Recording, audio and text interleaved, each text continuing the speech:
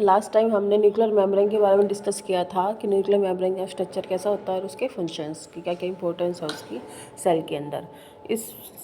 आज हम करेंगे न्यूक्लियोलस के बारे में डिस्कस करेंगे। सबसे पहले हम बात करते हैं उससे डिस्कवरी की। जो न्यूक्लियोलस होता है, जिसको हम लिटिल न्यूक्लियस या फिर ब्रेन ऑफ द न्यूक्लियस भी बोल देते हैं। सबसे पहले फोंटाना ने 1781 में ईल के स्किन सेल्स के अंदर न्यूक्लियोलस को ऑब्जर्व किया था। और न्यूक्लियोलस टर्म किसने दी थी? बाउमैन ने इन 1840, जब उसने लाइट माइक्रोस्कोप की जो डिस्कवरी है वो की थी वैगनर ने इन 1840। इसके बाद हम बात करते हैं पोजीशन ऑफ न्यूक्लियोलस। पोजीशन कहाँ होती है? हमें पता है कि मोस्ट ऑफ द केसेस जो न्यूक्लियोलस जो होता है वो कहाँ होता है? In the specific heterochromatin areas of specific chromosome, जिसको हम क्या बोलते हैं?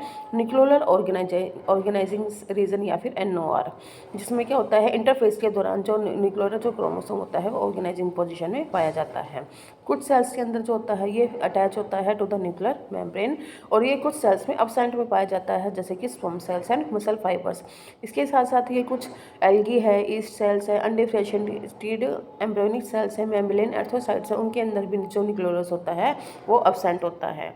उसके बाद हम बात करते हैं इसके साइज़ की। जो न्यूक्लियोलस होता है वो सबसे बड़ा और मोस्ट इंपॉर्टेंट सब स्ट्रक्चर होता है यूकैरियोट्स के अंदर। ये जो पूरे न्यूक्लियस की 25% वॉल्यूम ले लेता है। साइज़ की बात करें तो जो प्रोटीन सेल की जो प्रोटीन सिंथेसिस जो एक्टिविटी होती है उसके पे इससे रिलेट करता है, इसलिए हमेशा या तो स्मॉल साइज़ का होता है या फिर कुछ ही सिंथेसाइजिंग की एक्टिविटी होती है। नंबर की बात करें तो जो नंबर ऑफ न्यूक्लियोलाई होता है वो डिपेंड करता है क्रोमोसोम के सेट पे, तो इसीलिए ये स्पीशीज स्पेसिफिक होता है। प्लांट्स में, एनिमल्स में केवल एक ही न्यूक्लियोलस होता है in each haploid set of chromosomes. But जैसे एग्जांपल है हम वीसिया फैबिया, इसमें दो न्यूक्लियाई प्रेजेंट होता है, और इसके साथ साथ कुछ एक्सेप्शंस भी होती है, जैसे गैंग्लियोनिक सेल्स है उनके अंदर केवल 1 न्यूक्लियोलस होता है, और इसके साथ साथ जो डिप्लॉइड जो सेल्स होती है मैंकी, उनके अंदर 2 पेयर ऑफ न्यूक्लियोलाई प्रेजेंट होता है। टाइप्स ऑफ न्यूक्लियाई की बात करें तो जो विल्सन है साइंटिस्ट, उसके हिसाब से there are the following 3 types of nucleoli. First होता है प्लाज्मासोम्स या ट्रिन्यूक्लियोलाई, सेकंड होता है कैरियोसाइम्स, तीसरा होता है एम्फीन्यूक्लियोलाई। फर्स्ट हम बात करते हैं प्लाज्मासोम्स या ट्रिन्यूक्लियोलाई की। ये जो अज़ोफिलिक जो नेचर होता है, जो कि स्टेन्ड हो जाता है एसिडिक स्टेन के साथ, इनका जो आउटर पार्ट होता है वो ट्रांसपेरेंट होता है, जिसको हम हेलो बोलते हैं, जबकि जो इनर पार्ट होता है वो डेंसर फॉर्म में होता है। अगर हम सेकंड बात करें, जो कैरियोसोम्स होते हैं ये बेसोफिलिक होते हैं नेचर में, तो इनके जो स्टेन होते हैं ये बेसिक डाई के साथ ही होते हैं, और ये किस में काम आता है? ड्यूरिंग सेल डिवीजन, जो क्रोमोसोम फॉर्मेशन होती है उनसे साथ ही अटैच होते हैं। तीसरा अगर बात करें हम एम्फीन्यूक्लियोलाई की, तो ये कब बनते हैं? ये बनते हैं by the close association between the plasmasomes and karyosomes, यानी कि जो फर्स्ट एंड सेकंड जो हमारे टाइप ऑफ न्यूक्लियोलाई है प्लाज्मासोम्स और कैरियोसोम्स, इनकी एसोसिएशन से ही बनते हैं, इसीलिए इसको हम डबल न्यूक्लियोलस भी बोल देते हैं। अब हम बात करते हैं इसके अल्ट्रा स्ट्रक्चर की। स्ट्रक्चर इसके अंदर सबसे ज़्यादा इंपॉर्टेंट है। जो साइंटिस्ट इन्वॉल्व है मॉर्फोलॉजिकल स्टडीज़ में न्यूक्लियोलस की, वो है एस्टेब्ले एंड स्टोले इन 1952।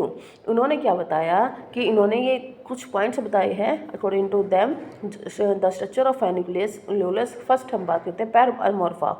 पैरामॉर्फा क्या होता है? ये एक सेंट्रल होमोजीनियस प्रोटीनस मैट्रिक्स होता है जो कि लो इलेक्ट्रॉन डेंसिटी शो करता है।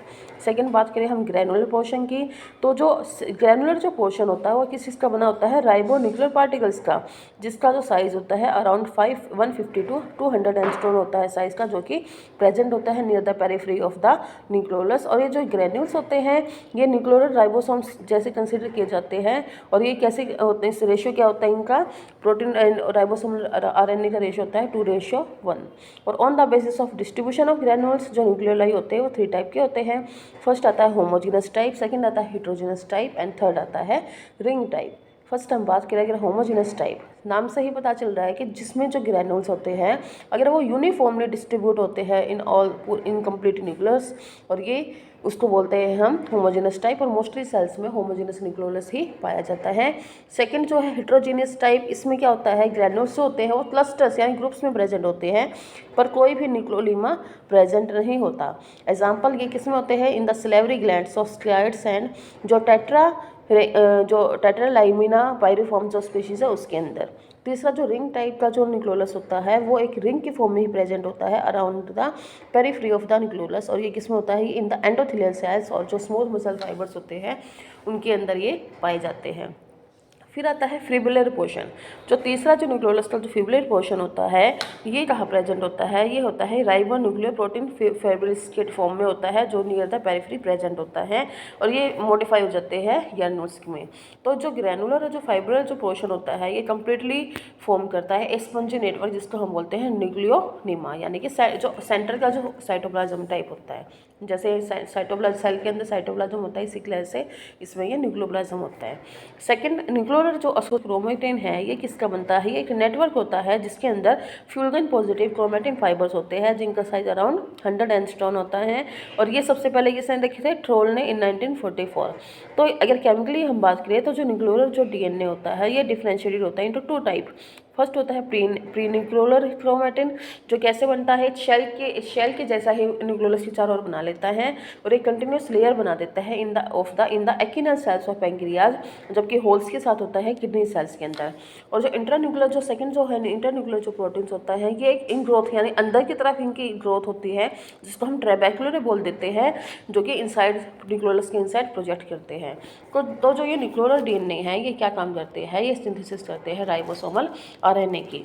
डिफरेंट कंपोनेंट्स होते हैं जो न्यूक्लियोलस के, वो किस तरह से रिलेट करते हैं। सबसे पहले न्यूक्लियोलर डीएनए जिससे कि फाइब्रिलर प्रोटीन बनते हैं, उससे फिर ग्रैनुलर पोर्शन में जाते हैं, फिर साइटोप्लाज्म के राइबोसोम्स, फिर इस तरह से जो न्यूक्लियोलस है ये इसका स्ट्रक्चर शो होता है। तो न्यूक्लियोलस जो है कि नेकेड न्यूक्लियोली है जिसके अंदर कोई लिमिटिंग मेम्ब्रेन प्रेजेंट नहीं होती। तो ई एल विल्सन के हिसाब से 3 टाइप के न्यूक्लियोलाई होते हैं, प्लाज्मोसोम्स, कैरियोसोम और एम्फिन्यूक्लियस, जो अभी हमने पहले भी पिछले उस पेज पे हमने पढ़े हैं कि प्लाज्मोसोम्स जो होते हैं वो एसिडोफिलिक नेचर के होते हैं, कैरियोसोम्स जो होते हैं वो बेसिफिलिक नेचर के होते हैं, और जो एम्फिन्यूक्लियल होते हैं ये एसोसिएशन होते हैं इन दोनों के, प्लाज्मोसोम्स और कैरियोसोम्स के। अगर हम फिर बात करें अगर हम इसकी केमिकल कंपोजिशन की, तो ये बहुत सारी स्टडीज़ हुई है, साइटोकेमिकल स्टडीज़, जिसने क्या बताया है, अकॉर्डिंग टू पैलेडे जो कंपोजिशन क्या है, सबसे पहले इसमें आता है न्यूक्लियोलर आरएनए, जो कितना होता है अराउंड 20%, और इस 20% में भी जो 80% है 85% है वो होता है nucleolar RNA pool, sedimentation coefficient 45S, और जो एक्ट करता है precursor of 28S and 18S है राइबोसोमल आरएनए। सेकेंड अगर बात करें हम प्रोटीन्स की, तो ये 70 to 80% होता है। तीसरा एंजाइम्स है, जो कि केवल कुछ ही एंजाइम्स होता है न्यूक्लियोलस के अंदर, और डीएनए जो होता है वो 7 to 10% होता है।